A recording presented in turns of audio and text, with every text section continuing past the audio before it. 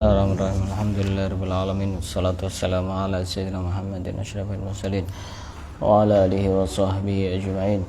Subhanaka la ilma lana illa ma 'allamtana innaka antal alimul hakim. Wa tub 'alaina innaka antat tawwabur rahim wa taqabbal minna innaka antas samiul alim. Qala rabbi shrah li sadri wa yassir li amri wa hlul 'uqdatam min lisani yafqahu qawli. Nawaitu ta'alluma wa ta'liman li fadda wal istifada wa tamassuka li kitabillah wa sunnati rasulih. والدعاء إلى الهدى والدلالة على الخير ابتغاء مرضاته وقربه وثوابه سبحانه وتعالى. قال المصنف رحمه الله تعالى ونفعنا به وبعلومه وأمدنا بأسراره وأنواره ونفحاته في الدين والدنيا والآخرة. Kita lanjutkan membaca kitab Nasaihul Ibad yang dikarang oleh Asy-Syaikh Nawawi bin Umar dari Banten, Jawa Barat. Kita masih berada di bab yang keempat dan sekarang kita sudah memasuki maqalah yang ke-19. Wal maqalatu at-tasi'ata asyarata, maqalah yang ke-19. Anin Nabi sallallahu alaihi wasallam annahu qala, bahwasanya Rasulullah bersabda, arba'atun fil jannati khairun minal jannati. Ada 4 hal di surga yang 4 hal tersebut lebih baik daripada surga itu sendiri. Ada 4 hal di surga yang 4 hal itu lebih baik daripada surga itu sendiri. Apa itu 4 hal? Al-khuludu jannati khairun minal jannati. Kekal di surga itu lebih baik daripada surga itu sendiri. Ya, misalnya orang sudah dijamin oleh Allah, kamu nanti masuk surga selama 1 hari misalnya. Surga memang enak ya, tapi kalau 1 hari kamu kan kurang, bukan tidak ada manfaatnya daripada masuk neraka. 1 hari kan kurang. Tapi kalau misalkan kamu masuk surga sampai kapan ya Allah? Selama-lamanya. Ini kekal di surga itu lebih baik daripada surga itu sendiri. Kenapa? Karena memang yang paling enak ya kita merasakan kebahagiaan itu ya tidak ada ujungnya, tidak ada putusnya. Pokok selama kita masih di dunia, tidak ada orang itu bahagia selama-lamanya. Pasti ada sengsaranya.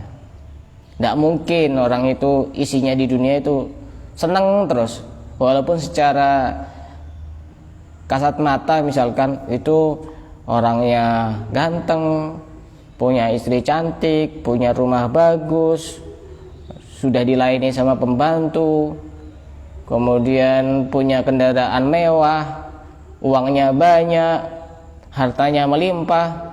Apa kemudian hidupnya tiap hari senang terus? Ya, tidak mungkin. Di dunia ini tidak ada yang abadi. Mau bahagia maupun sengsara, tidak ada yang abadi, pasti ada akhirnya. Sengsara juga seperti itu, pasti ada akhirnya, pasti ada ujungnya. Tidak mungkin sengsara terus. Tidak mungkin sengsara terus. Dan salah satu cara agar kita itu tidak begitu sengsara dengan apa yang kita alami, kita harus melihat kepada Rasulullah. Bagaimanapun juga beban yang paling berat itu adalah beban yang ditanggung oleh Rasulullah. Ditinggal wafat ayahnya waktu masih usia 2 bulan di kandungan, ditinggal wafat ibunya usia 6 tahun, ditinggal wafat kakeknya usia 8 tahun, belum lagi ditinggal istrinya Sayyidah Khadijah, belum lagi ditinggal putra-putranya yang masih kecil, belum lagi disakiti. Itu akan menjadi ringan, beban-beban kita itu akan menjadi ringan, kata Imam Haddad di dalam beberapa kitabnya. Karena memang kita ini sebenarnya tidak ada apa-apanya. Apa yang kita alami saat ini tidak ada apa-apanya dibanding mereka-mereka. Dan kita perlu untuk sadar bahwasanya orang itu semakin banyak ujian, itu tanda bahwa Allah akan meningkatkan derajatnya. Kadang-kadang kita itu kan mikirnya, pokoknya saya itu pengennya ndak usah ada ujian, ndak usah ada cobaan. Ya kapan naik kelasnya? Pengennya kan enak, enak terus. Pokoknya selesai dah ujian gitu. Pengennya sudah seperti itu. Tapi kalau kita ingin mendapatkan posisi yang tinggi di hadapan Allah, ya harus melalui ujian. Semakin orang itu akan ditinggikan derajatnya, maka ujiannya akan semakin berat. Dan usah jauh-jauh, sering saya analogikan kepada orang ngegame. Orang ngegame level 1, rintangannya sedikit, biasanya gampang, misalkan ular-ularan gitu ya. Makan, makan, itu ada makanan, makan. Sudah level berikutnya agak susah itu nanti, muter-muternya, sudah muter mati akhirnya. Itu kalau tidak benar-benar profesional, ya tidak bisa. Makanya kita itu hidup antara dua hal, antara yang enak dan antara yang tidak enak. Yang enak itu kita jadikan sarana untuk bersyukur, yang tidak enak kita jadikan sarana untuk bersabar. Dengan begitu kita itu ya sudah, kita ngerasa bahwa semua ini kita hidup di buminya Allah, di bawah langitnya Allah, di atas buminya Allah. Ya itu terserah Allah itu. Pasti Allah akan menghendaki banyak kebaikan. Nah, di sini kata Rasulullah, kekal di surga itu lebih baik daripada surga itu sendiri. Karena Rasulullah itu kalau tertawa lebih sering tersenyum. Tertawanya Rasulullah itu tersenyum. Cuma pernah suatu ketika Rasulullah tertawa sampai kelihatan gigi gerahamnya. Waktu itu Rasulullah menceritakan ada orang yang sudah menjadi orang yang terakhir masuk surga, sudah kloter yang paling terakhir. Orang itu masuk surga, masuk neraka itu rombongan-rombongan. Wasiqal ladzina taqaw ilal jannati zumara. Orang-orang yang bertakwa nanti dimasukkan ke dalam surga dalam keadaan rombongan-rombongan, kelompok-kelompok, kloter-kloter. Jadi masuk surga itu bukan dipanggil kayak orang absen itu, fulan masuk, bukan. Rombongan ini, kloter ini, kelompok ini masuk gitu. Tinggal kita mau punya rombongan siapa, kan begitu. Jangan sendiri-sendiri. Kamu itu siapa kan? Tidak bisa apa-apa, tidak tahu apa-apa, tidak memiliki apa-apa. Rombongan-rombongan. Karena suatu ketika Rasulullah itu menceritakan ada yang paling terakhir kali masuk surga. Kemudian orang ini bertanya, ini apa surganya sudah penuh apa gimana? Saya kan soalnya orang yang paling terakhir, kayaknya sudah penuh, tidak ada tempat itu. Kemudian Rasulullah ini bercerita, Allah ini berkata kepada hamba tersebut, kamu ini bagiannya masih banyak. Seberapa? Dunia dan seisinya. Dunia dan seisinya. Itu bagian kamu. Dunia dan seisinya sudah menurut kita sangat luas sekali. Dunia dan seisinya itu sudah sangat luas sekali. Kata hamba ini bilang kepada Allah, ya Allah, kamu jangan ngejek saya. Masa bagian saya sebesar itu? Masa bagian saya sebesar itu? Kemudian Allah berkata kepada hamba tersebut, atahza'u bihi wa anta rabbul izzah. Kata hamba tersebut, ya Allah, kamu ini Tuhan, jangan, istilah orang Madura, congoco, masa saya dikasih sebesar itu. Kemudian Allah itu tertawa dengan makna yang tidak bisa kita pahami, yang pasti tidak sama dengan tertawanya kita. Waktu menceritakan itu Rasulullah itu ketawa itu. Kok ada manusia seperti itu?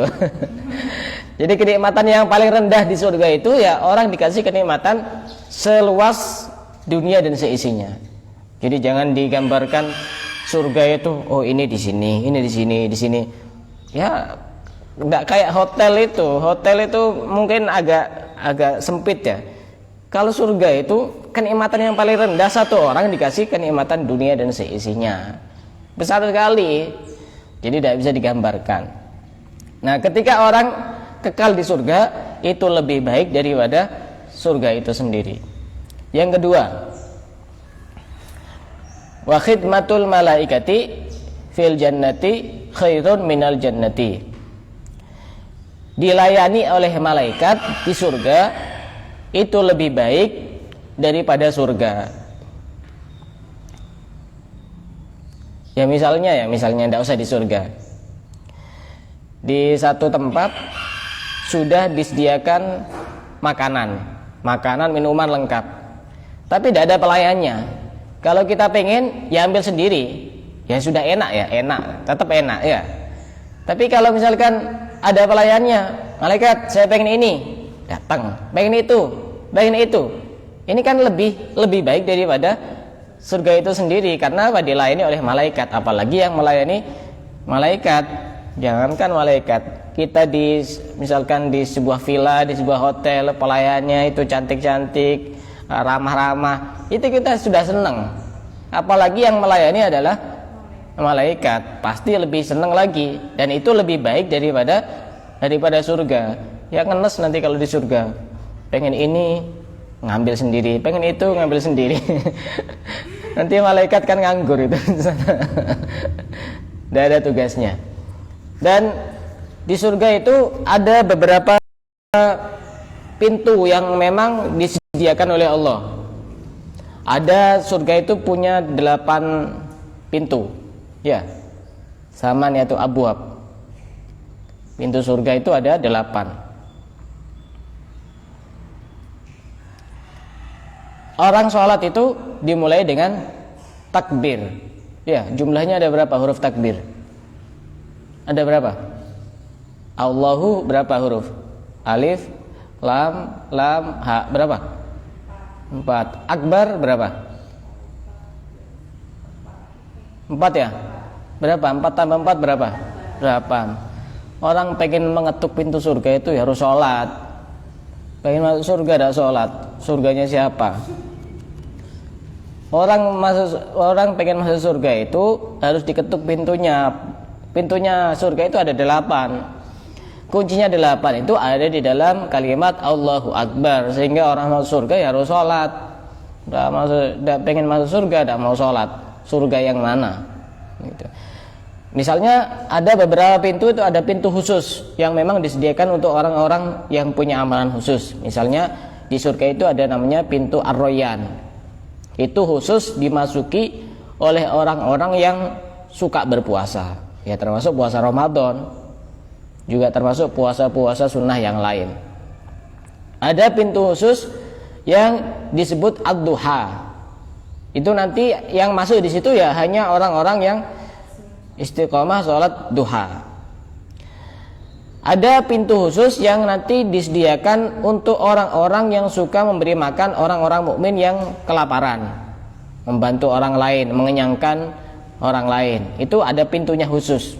Jadi kamu masuk lewat pintu situ, kamu masuk lewat pintu situ. Ada nanti pintu namanya babus sholah, pintunya sholat. Jadi nanti yang masuk hanya orang-orang yang rajin beribadah yang berupa sholat. Dan juga ada pintu yang disediakan khusus orang-orang yang berjihad dan juga orang-orang yang bersedekah. Itu ada pintu khusus. Tapi ada satu amalan yang dimana ketika orang ini mengamalkan amalan itu, maka dia akan diberi pilihan oleh Allah untuk masuk dari pintu mana saja, atau semuanya juga bisa. Apa itu? Kalau ada orang berwudu, kemudian setelah selesai berwudu dan wudunya wudu yang sempurna, kemudian dia mengucapkan asyhadu alla ilaha illallah wahdahu la syarikalah lahul mulku wa lahul hamdu yuhyi wa yumit wa huwa ala kulli syai'in qadir. Kemudian membaca doa setelah wudu itu apa? Allahumma apa itu? Allahumma ja'alni minat tawwabina waj'alni minal mutatahhirin waj'alni min ibadikas salihin. Apa kata Rasulullah dalam sebuah hadisnya? Futihat lahu abwabul jannatis samaniyah. Akan dibuka pintu-pintu surga yang ada 8. Yadkhulu man min ayyihi ma syaa. Akan diperintahkan oleh Allah untuk masuk dari pintu mana saja, terserah.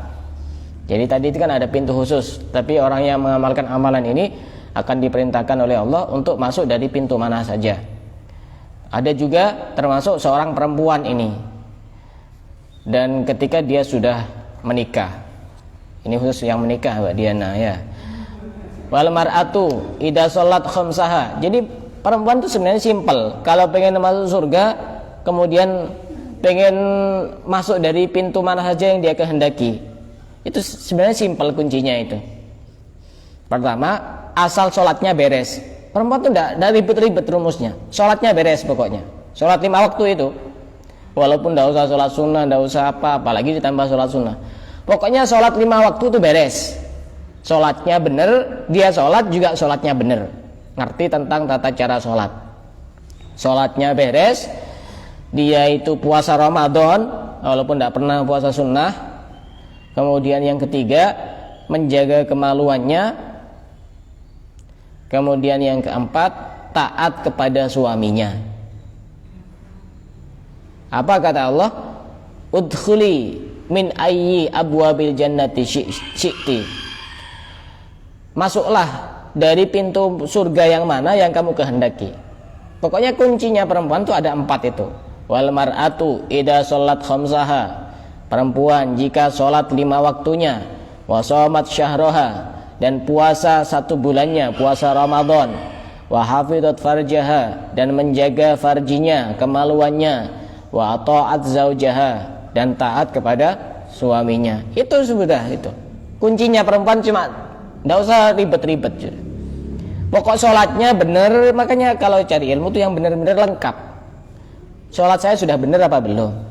Puasa, sholat, menjaga kemaluan, taat kepada suami. Sudah itu kuncinya masuk surganya perempuan itu sudah itu. Tidak usah ribet-ribet. Karenanya di sini juga disebutkan, makanya orang itu ketika di surga dan dilayani oleh malaikat, maka pelayanan malaikat itu lebih baik daripada surga. Yang ketiga, wajiwarul anbiya'i fil jannati khairun minal jannati.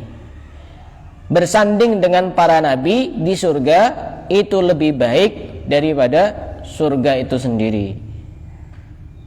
Tidak usah jauh-jauh ya, tidak usah jauh-jauh di surga. Kita di dunia saja kumpul sama orang-orang baik, orang-orang soleh, kekasih-kekasih Allah, wali-wali Allah, itu sebegitu senangnya. Apalagi nanti di surga itu bisa berkumpul dengan para nabi. Itu alangkah bahagianya seperti apa, tidak bisa digambarkan dengan kata-kata. Udah usah jauh-jauh juga. Jangankan hal yang baik ya. Kadang-kadang hal yang mungkin tidak baik, misalkan berdampingan dengan kekasih kita yang kita cintai, walaupun sebenarnya itu masih belum halal, itu kita kok bisa senang. Kenapa kita tidak bisa senang dengan hal-hal yang positif? Mestinya energinya lebih besar positif itu dibanding yang negatif. Berdua-duaan sama pacar itu orang itu sudah senang. Mestinya pacar itu kan siapa? Ya mungkin banyak dosanya, iya. Nabi siapa? Pasti kita lebih senang, dan itu lebih baik daripada surga itu sendiri. Yang keempat, waridallahi ta'ala fil jannati khairun minal jannati. Ridha Allah di surga itu lebih baik daripada surga itu sendiri. Karena apa? Karena memang ridha Allah itu segala-galanya. Kenikmatan-kenikmatan yang di dalam surga itu tidak ada apa-apanya dibanding ridha Allah. Pernah diceritakan juga, nanti itu orang di surga itu ketika sudah masuk surga, ya sudah menikmati apa-apa yang ada di surga, sampai lupa, tidak permisi kepada yang punya surga itu Allah itu. Sudah yang sudah punya bidadari, dinikmati bidadarinya, pengen makan ini, pengen makan itu, pengen begini, pengen begitu. Sampai kemudian Allah itu bilang, kalian ini enggak permisi. Gimana, surga itu enak apa enggak enak? Enak. Kurang apa enggak kurang? Ya, kayaknya cukup sudah. Enggak ada yang kurang gitu. Apa yang kalian inginkan lagi? Enggak ada kayaknya. Apakah kalian tidak ingin ridhoku, kata Allah? Ya ingin. Nah, sehingga kemudian Allah meridhai kepada mereka dan itu lebih baik daripada surga itu sendiri. Ya begini ya contohnya. Misalkan kita itu di rumahnya kekasih kita. Bisa sampai 24 jam. Sudah disuguhi macam-macam kue, nasi, pecel, rawon, gulai, sate, soto, macam-macam itu sudah dihidangkan lengkap. Tapi yang punya rumah kekasih kita itu dibiarkan, dicuekin. Makan, tapi dia cuek gitu. Ya kan percuma, Allah tidak ridho. Di surga tapi Allah tidak ridho. Sama seperti itu. Kan lebih nyesek ya itu ya. Mending pulang aja kan. Daripada kayak gitu. Kan mending pulang. Iya, kadang-kadang kan ada seperti itu. Iya, disuruh dekat tapi dibiarkan. Itu udah enak. Makanya di surga itu ridha Allah lebih baik daripada surga itu sendiri. Kebalikannya, wa arba'atun finnari syarrun minan nar. Ada 4 hal di dalam neraka itu lebih buruk daripada neraka itu sendiri. Kebalikannya tadi itu. Apa yang pertama? Al-khuludu finnari syarrun minan nar. Kekal di neraka itu lebih buruk daripada neraka itu sendiri. Ya misalnya Allah itu bilang, kamu nanti masuk neraka berapa lama ya Allah? 1 jam saja. Oke, tidak apa-apa. Ya daripada selama-lamanya kan. Tapi lebih baik tidak usah walaupun 1 jam gitu. Ya yang menjadi sakit itu karena selama-lamanya itu. Yang menjadi sakit itu karena selama-lamanya. Kalau cuma sebentar kan ya tetap sakit tapi ya tidak seberapa gitu. Paling cuma gosong. Tidak apa-apa. Yang menjadikan sakit itu karena selama-lamanya. Dan neraka itu Masya Allah tidak bisa digambarkan betapa pedihnya. Pernah suatu ketika malaikat Jibril itu datang kepada Rasulullah. Tapi datangnya itu tidak di waktu yang sudah biasa. Misalnya malaikat Jibril itu datang setiap hari Jumat misalnya. Ini kok tiba-tiba datangnya tidak terjadwal. Tiba-tiba ada kunjungan mendadak. Atau biasanya istilahnya sidak ya. Apa itu sidak? Sidak. Kadang-kadang kan ada itu di istilah pemerintahan itu. Dia mendadak. Kemudian bertanyalah Rasulullah kepada malaikat Jibril. Wahai Jibril, kenapa kok berubah pucat warna wajahmu itu? Kenapa kok kamu sekarang beda? Biasanya kan berseri-seri wajahnya. Kemudian malaikat Jibril berkata, aku diperintahkan oleh Allah untuk melihat neraka. Kemudian Rasulullah berkata kepada malaikat Jibril, wahai Jibril, coba jelaskan kepadaku neraka itu bagaimana, dan jelaskan kepadaku neraka jahanam. Neraka jahanam itu neraka yang paling bawah. Kemudian malaikat Jibril menjelaskan bahwasanya neraka itu awal mulanya api dihidupkan selama 1000 tahun sampai api itu berubah menjadi warnanya putih. Kemudian dihidupkan lagi 1000 tahun sampai merah. Kemudian dihidupkan lagi selama 1000 tahun sampai hitam pekat. Dan tidak akan ada yang selamat dari kobaran api itu. Kata malaikat Jibril, seandainya di neraka itu dibuka seukuran 1 jarum saja, maka semua orang yang di bumi semuanya akan mati disebabkan karena panasnya neraka itu, neraka jahanam. Dibuka saja, dibocorkan 1 jarum begini, neraka itu mati semua penduduk di bumi itu. Seandainya malaikat penjaga neraka itu diturunkan ke bumi, maka semuanya akan mati. Bukan karena malaikatnya itu terbuat dari api, karena melihat betapa penampakannya itu penampakan yang menyeramkan dan baunya sangat menyengat, sehingga pasti semua penduduk bumi akan mati. Seandainya jika ada rantai itu kan ada lingkaran-lingkarannya itu ya. Itu 1 lingkaran saja diambil, kemudian diletakkan di atas gunung, pasti gunung itu akan ambles sampai dasar bumi yang paling bawah dan akan hancur. Kemudian Rasulullah berkata kepada malaikat Jibril, hasbi ya Jibril, cukup wahai Jibril, aku khawatir aku nanti akan mati, kata Rasulullah. Kemudian Rasulullah melihat kepada malaikat Jibril menangis, wa huwa yabki. Kemudian Rasulullah bertanya kepada malaikat Jibril, tabki ya Jibril wa anta minallahi bil makani alladhi anta bihi. Wahai Jibril, kenapa engkau kok menangis? Engkau ini kan sudah punya kedudukan yang sangat tinggi di hadapan Allah, apalagi engkau yang menyampaikan wahyu kepadaku. Malaikat Jibril menjawab, bagaimana aku tidak menangis? Allah itu bisa segalanya. Kamu tahu apa tidak ceritanya iblis?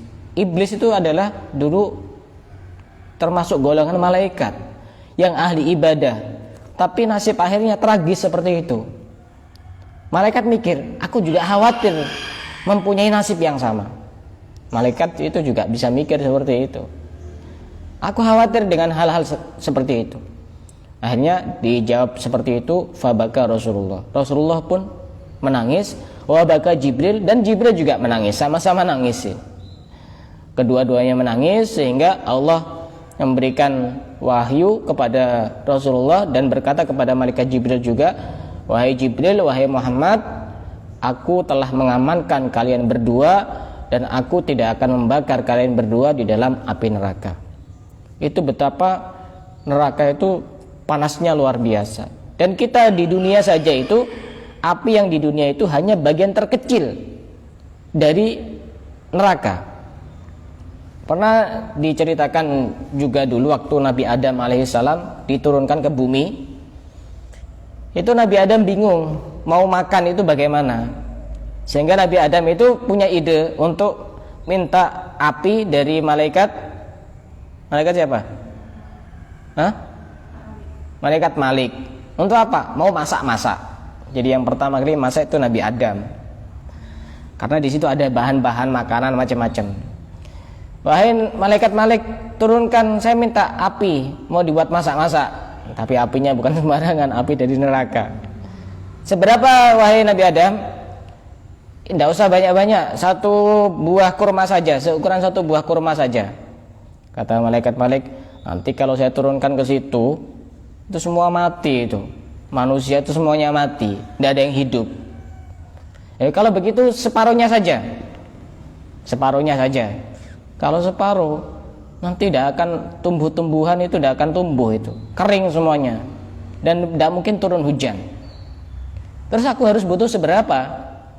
Kamu itu butuhnya benda terkecil. Kalau istilah Arabnya itu dzarrah. Kalau istilah sekarang mungkin atom. Atom itu yang tidak bisa dilihat kecuali pakai mikroskop. Itu saja yang kamu butuhkan. Terus bagaimana? Nanti akan saya letakkan di atas gunung. Setelah itu gunungnya akan meletus, hancur. Setelah hancur, meletus, dia akan berasap. Kamu ambil asapnya saja. Nah, dari asap itu nanti kamu gunakan untuk masak-memasak. Itu jadi api nanti. Jadi asal muasal api yang ada di dunia itu dari asapnya api neraka. Itu bisa membakar rumah, bisa bakar hutan, bisa bakar macam-macam itu. Kalau bakar perasaan tidak bisa. Itu neraka begitu dahsyatnya. Makanya kekal di neraka itu lebih menyakitkan daripada neraka itu sendiri. Yang kedua, wa taubihul malaikatil kufar finnari syarrul minan nar. Mempermalukannya malaikat kepada orang-orang kafir di neraka itu lebih buruk daripada neraka itu sendiri. Ya misalnya begini, ada orang sakit itu, jatuh kan sakit. Pas di syukur, alhamdulillah kamu jatuh, rasain gitu. Tambah sakit lagi kan? Di neraka sudah sakit, pas diolok-olok sama malaikat, dipermalukan sama malaikat, lebih sakit lagi daripada neraka itu sendiri. Yang ketiga, wajiwaru syaitani fin nari syarrun minan nar. Bersanding dengan setan-setan di neraka itu lebih menyakitkan daripada neraka. Ya misalnya di penjara ya. Di penjara itu enak apa enak? Nah enak ya. Pas bertetanggaan sama sudah yang kelas kakap gitu. Bukan ikan kakap, kelas kakap itu. Sudah di penjara itu tidak enak, di situ diganggu, dibully, disakiti, tambah tidak enak lagi, lebih tidak enak daripada penjara itu sendiri. Di neraka juga seperti itu, bersanding dengan setan. Di dunia sudah sering ditemani setan, diganggu setan, di neraka ketemu setan lagi. Karena memang wajahnya kayaknya wajah-wajah setan. Kemudian yang berikutnya, kita ini sering tidak sadar, Al-Quran sudah mengingatkan, inna syaitana lakum aduun fattakhiduhu aduwa. Sesungguhnya syaitan bagi kalian itu adalah musuh, dan jadikanlah sebagai musuh. Kita memang semuanya tahu bahwa syaitan itu adalah musuh, tapi kita sering menjadikan sebagai teman akrab. Ini yang jadi masalah. Kita sudah tahu, makanya Al-Quran itu bukan hanya mengatakan syaitan itu musuh, tapi jadikan juga sebagai musuh. Karena sebagian orang itu menjadikan setan sebagai teman akrabnya. Suruh ini, iya. Suruh itu, siap. Suruh itu, oke. Itu kan berteman dengan setan. Nah, di neraka itu bertetangga dengan setan itu lebih buruk daripada setan itu sendiri. Setan itu kayak apa? Saya tidak tahu karena tidak pernah ketemu. Yang setan itu ya pastinya menyeramkan. Kalau kata orang itu, setan itu singkatan dari sesuatu yang menyesatkan. Kalau ada orang yang menyesatkan itu berarti dia setan. Yang keempat, wa ghadabullahi ta'ala finnari syarrun minan nar. Murkanya Allah di neraka itu lebih baik daripada lebih buruk daripada neraka itu sendiri. Karenanya sampai ada wali-wali Allah itu yang sampai berkata, walaupun aku dimasukkan ke dalam neraka, asal Allah itu ridho, tidak masalah. Tapi jangan ini ya, kita itu jangan gampang-gampang ngomong kayak gitu, kita itu siapa gitu. Kalau walinya Allah itu sudah prinsipnya sudah saking tingginya. Walaupun saya di neraka, kalau Allah itu ridho waktu saya ada di neraka, tidak masalah. Tidak masalah bagi saya. Ya karena bagaimanapun neraka itu makhluknya Allah kan. Neraka itu makhluknya Allah. Kalau misalkan ada orang di neraka, kemudian Allah berkata kepada neraka, biarkan hambaku di neraka, tapi jangan bikin dia panas. Kan bisa-bisa saja untuk Allah. Bisa kan? Orang di neraka, tapi Allah bilang, tapi jangan sakiti yang itu. Jangan sampai lecet, jangan sampai panas itu. Itu dia kekasihku. Itu tanda bahwa Allah itu ridho, tidak masalah. Tapi kalau kita kayaknya was-was mau ngomong seperti itu, jangan-jangan memang benar-benar di neraka dan Allah tidak ridho. Karena memang pangkat kita itu masih sangat jauh sekali dengan mereka-mereka para wali Allah itu. Itu 4 hal. Saya ulang kembali, ada 4 hal yang lebih baik di surga daripada surga itu sendiri. Pertama, kekal di surga lebih baik daripada surga, dilayani oleh malaikat lebih baik daripada surga, bersanding dengan para nabi lebih baik daripada surga itu sendiri, dan mendapatkan ridha dari Allah itu lebih baik daripada surga itu sendiri. Dan ada 4 hal yang lebih buruk daripada 4 hal yang lain di neraka. Pertama, kekal di neraka lebih buruk daripada neraka itu sendiri, dipermalukan oleh malaikat kepada orang-orang kafir di neraka itu lebih baik daripada neraka, dan bersanding dengan setan di neraka lebih baik lebih buruk daripada neraka, dan murka Allah di neraka itu lebih buruk daripada neraka itu sendiri. Dari sini ada yang mau tanya? Silakan.